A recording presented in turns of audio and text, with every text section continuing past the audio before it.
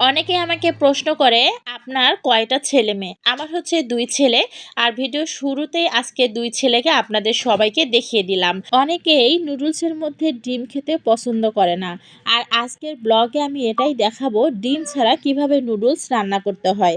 খুবই ইয়াম্মি, খুবই টেস্ট, যেটা বলে বোঝাতে পারবো না। এত বেশি মজাদার হয়েছিল। যেহেতু ডিম দিব না সেহেতু নুডলসের মধ্যে আমি কিছু সবজি অ্যাড করব।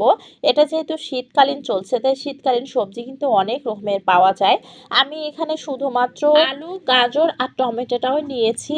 আমি এগুলো ভালোভাবে সিদ্ধ করে নিয়েছি। এরপরে আমি নুডলসটা সিদ্ধ করে নিয়েছি। দুটোই আমি রেস্টে রেখে এখন আমি মরিচ পেঁয়াজ লাল লাল করে ভেজে নিব। তারপরে এখানে দিয়ে দিব স্বাদ মতো লবণ।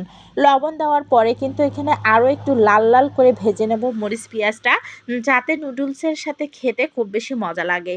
এরপর আমি সিদ্ধ করে নেওয়া সেই সবজিটা ঢেলে দিলাম। সবজিটা ঢেলে নেওয়ার পরে এটা একটু কষিয়ে নিব যাতে কাঁচা কাঁচা ভাব না থাকে, বা হালকা যে 90% সিদ্ধ করে নিয়েছিলাম সেটা যেন 100% সিদ্ধ হয়ে যায় আর খেতে ভালো লাগে। এবার একটু কালারের জন্য আমি এখানে দিয়ে দিলাম হলুদের গুঁড়ো। তারপরে আলাদা কোনো মশলা অ্যাড করব না। নুডলসের মধ্যে যে মশলাটা দেয়া ছিল সেই মশলাটাই আমি এখানে অ্যাড করতেছি। আর এই মশলাটা দিলে নুডলসের টেস্টটাই অন্যরকম বেড়ে যায়। তো এরপরে আমি এটাকে ভালোভাবে নেড়ে চেড়ে কষিয়ে নিব। লাস্ট পজিশনে আমি এখানে কিছু সস অ্যাড করব, যেটা দেখতে আরও বেশি ভালো লাগে এবং স্বাদটাকে দ্বিগুণ বাড়িয়ে দেয়। আমার কিন্তু প্রচুর গলা ব্যথা নিয়ে আমি এই ভিডিওর মধ্যে ভয়েস দিচ্ছি।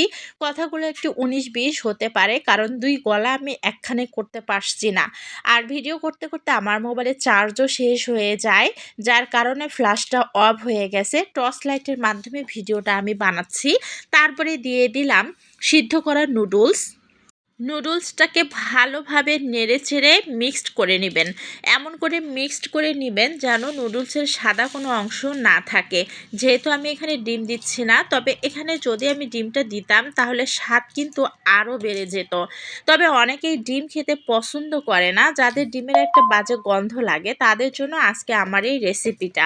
আপনারা যারা এভাবে রান্না করে খেয়েছেন বা রান্না করে খাবেন তাদেরকে বলছি আসলেই খুব মজার লাগবে। একবার বিশ্বাস করে এভাবেই নুডলসটা রান্না করুন, দেখবেন বারবার খেতে মন চাবে। কথা বলতে বলতে আমার কিন্তু নুডলস রান্না হয়েই গেল। আমি সবার আগে আয়ানকে দিয়ে দিছি, ও কিন্তু রুমে গেছে ওর প্লেট নিয়ে। এখন আমি দিয়ে দিব সাফওয়ানকে।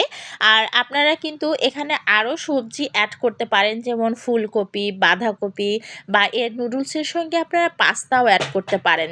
খেতে কিন্তু অসাধারণ লাগবে। যার ফ্যামিলির সদস্য সংখ্যা বেশি, আপনারা বেশি পরিমাণের এগুলো অ্যাড করলেই কিন্তু হয়ে যাবে একটা মজাদার আপনাদের রেসিপি। যাই হোক, আমার পরিবারের সদস্য সংখ্যা খুবই কম, এ কারণেই আমি তেমন কোনো সবজি অ্যাড করিনি। মাত্র 3টা সবজি দিয়ে এত সুন্দর মজাদার একটা রেসিপি তৈরি করে ফেলছি। নুডলসটা আমরা যদি এভাবে খাই তাহলে কিন্তু সবজির যে পুষ্টিগুণটা সেটাও পাচ্ছি, সেই সাথে নুডলসের যে পুষ্টিটা সেটাও পাচ্ছি। আর এই তো 2 ভাই মিলে খাচ্ছে। তো ভিডিওটি এখানেই শেষ করলাম। ভালো থাকবেন, সুস্থ থাকবেন, আল্লাহ হাফেজ।